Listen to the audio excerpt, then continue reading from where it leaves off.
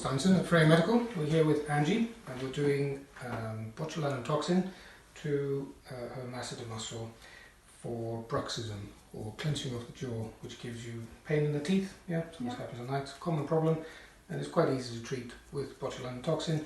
And straightforward, I will show you how that's done. So, just going to prep the skin.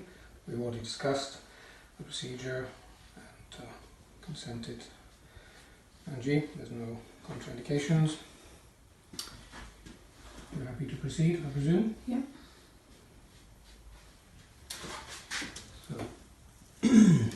So there are certain landmarks which I will show you. So first of all, you draw a line from the angle of the mouth to this bit of the ear called the tragus. And then if you can clench your teeth for me, please. Delineate the muscle, the front border. Keep clenching, thank you. And the back border, thank you. And then the jawline, and then you simply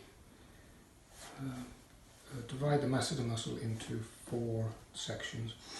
Now it's important to know the only real thing that can sometimes happen with this procedure is in this point you can cause a little bit of weakness of the smile, which is transient and goes away after a few days or weeks.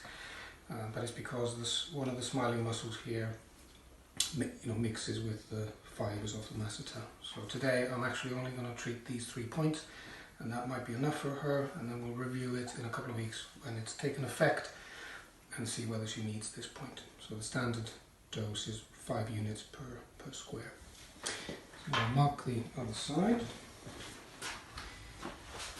So draw the line from the angle of the mouth to the tragus.